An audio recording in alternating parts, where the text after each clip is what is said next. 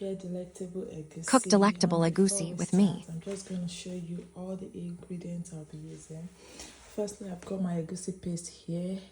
It came as in a dried form, but I've turned it into a paste with meat stock. I've got ground crayfish here. I've got stockfish, boiled and seasoned. I've got boiled shaki and boiled beef. It's totally optional. You can use any kind of animal of your choice. I mean, protein of your choice. You can use chicken, turkey, whichever you prefer. I've got my washed, dried catfish. I've got my ugu leaves. I'll be using ugu leaves today. For some reasons, I just like ugu, probably because of the health benefits of it. I've got my chopped onions. Over there, I've got my palm oil. And here, I've got my pepper mix, which is hot chili and tatashe. I've got locust beans over there. It's totally optional. I'm not going to be using it because I've got some people that doesn't like seeing the locust seed. So yeah, I'm not going to be using it today, but it's really gives egusi a nice aroma. I've got my meat stock there. I've got my Ponmo. It's seasoned and boiled. And I've got this, which is known as bitter leaf, dried bitter leaf actually. It is totally optional, but I'm going to be using it today because I've got some elderly people, and because of the health benefits as well, it's really good. I've got some prawns to give some flavor, and I have got my seasoning cubes and my salt. So today I'm going to be cooking with my cast iron pot, which I got from Cherries, Cakes and Cookware. I'm so in love with this pot, honestly. So I got the 9 pieces one. You can actually have 7 pieces. It's the original cast iron, trust me. And if you are interested in having one, just DM me or private chat me. I'm going to send a contact to you.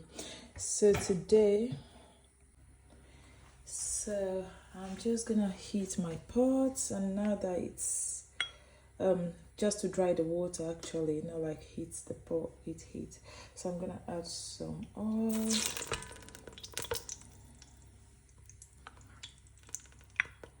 It's just to heat the oil actually.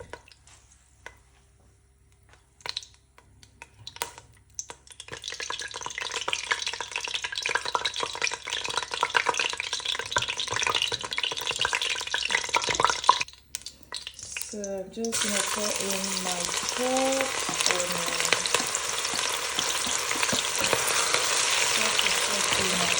at this point, if you're using crayfish, you can actually, if you're using you really look at this, you can actually throw them. Meanwhile, because I'm not using it, I'm going to be pouring in part of my crayfish. Some people don't usually start using their crayfish from the start, and like I said, there are different methods of making this. So please go by whichever method that suits you. I'm going to put in my prawn as well. I'm doing all this from the start because I just want the flavor to go in from the start. But feel free to use which other method you think is suitable for you. At this point, you leave it just to fry a little bit and to dry the water. So right now, I'm going in with my pepper.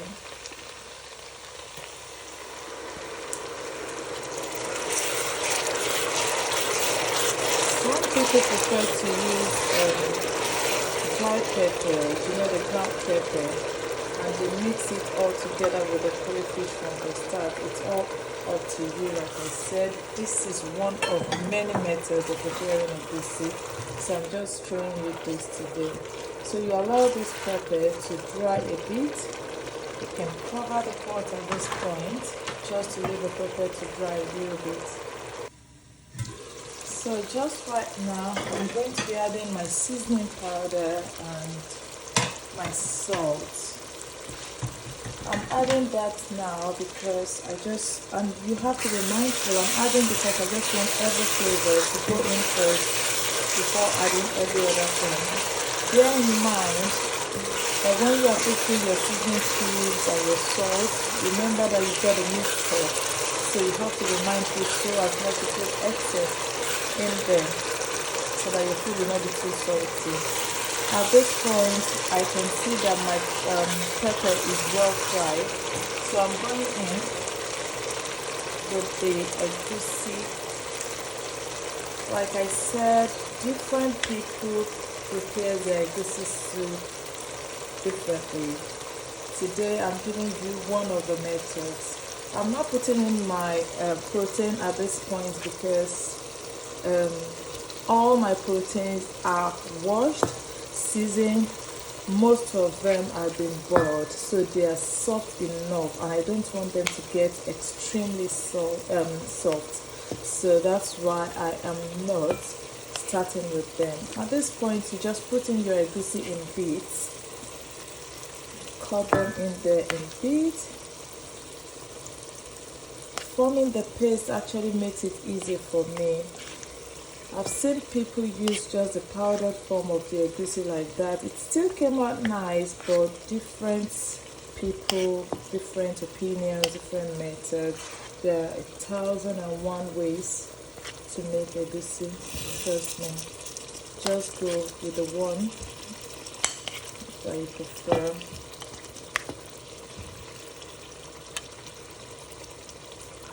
Some people like the egusi lumpy, but at this point you have to be careful because egusi gets burnt easily.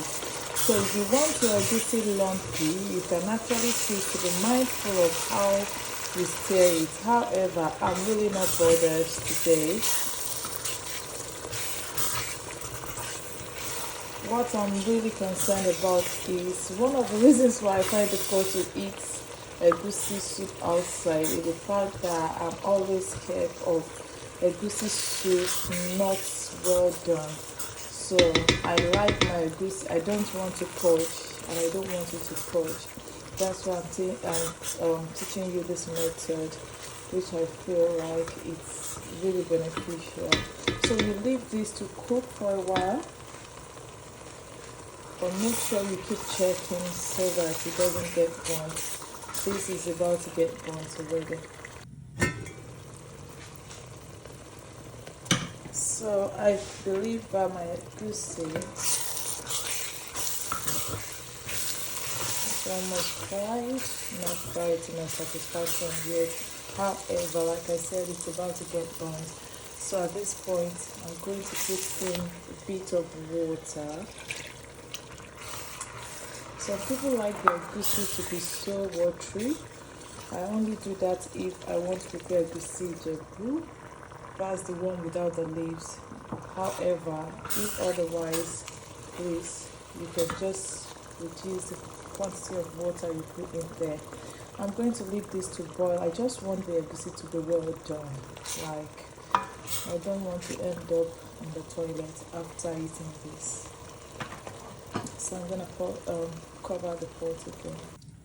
Okay, at this point, my egusi is giving everything I want it to give, to be honest. So like I said, I wasn't really bothered about the lumpy one. If you want the lumpy one, I really suggest you go with the boiling method, not the fry method. The fry method, if you're patient enough, well, you can still use that. So at this point now, I feel like my egusi is okay and can have some order, can establish relationship with the protein I prepared. I'm putting in my stockfish first. Stockfish, even though it's already boiled, because I make sure I boil everything. I just want the seasoning to enter in. So, but I feel like it's the hardest of all what I've got among the proteins. So I'm putting that first just to make it a bit softer. It's soft enough, actually. I boiled it earlier. So, and after, I'm going to be putting in my shaki. My shaki and my beef. I love beef, trust me.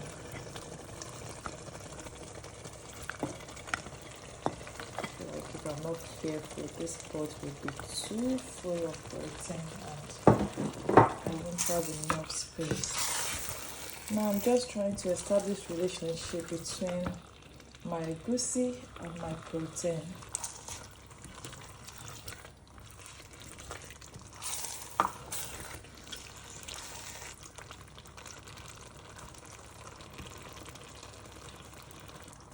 And followed by my Ponmo.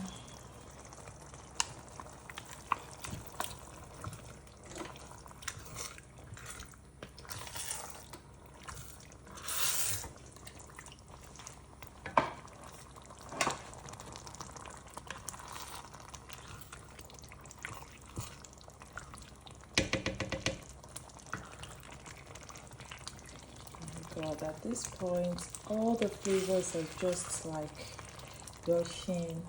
You can feel the flavor, the crayfish, everything.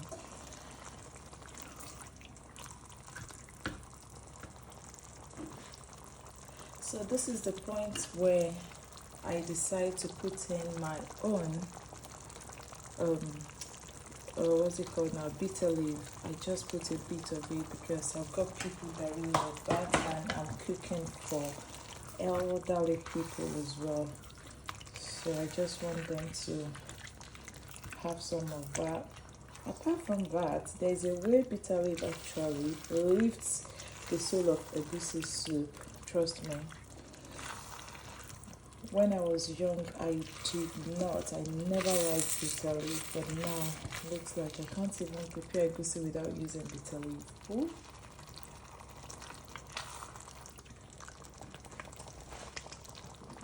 So right now, I feel like my egusi needs some more water, and that is the point where I pour in my remaining stock.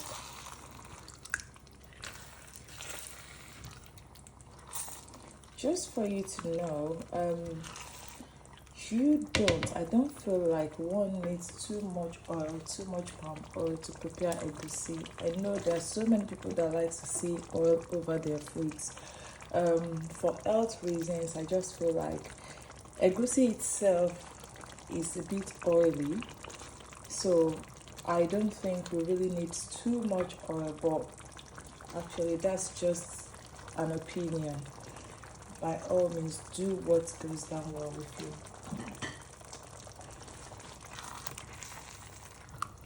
And at this point, I feel like I can put in my catfish. I intentionally decide not to put it first because it's already soft. It's washed and it's soft, and I don't want it to scatter in my egusi. But what is egusi without a dry fish, oh boy? So at this point, even without the vegetable in there, my egusi is already a complete meal, trust me. So I'm just going to leave it for a while, just for the catfish to understand other protein in there, to have a good rapport with them, you know what I mean. So right now, I feel like my vegetables, my leaves are ready. And right now, I'm putting in my ugu leaves. I love ugu leaves because I remember when I was pregnant and my blood level is always low. And even when they give me all forms of medication and none of it ever worked as fast as ugu did. And I tell you what, if I take ugu juice, if I take ugu, say 3 days, for 3 days max, in less than 1 week, oh God, you don't want to even imagine how my blood level just suddenly shoots up. So since then, Ugu has been my favorite. Then apart from that, I've got some vegetables that usually make me purge. But Ugu has never disappointed me. We have been in a very good relationship for a while, so I love it so much. You are actually free to use any vegetable of your own choice, but for me, Ugu is my own favorite. I'm so loyal to Ugu, and I feel like Ugu is loyal to me as well.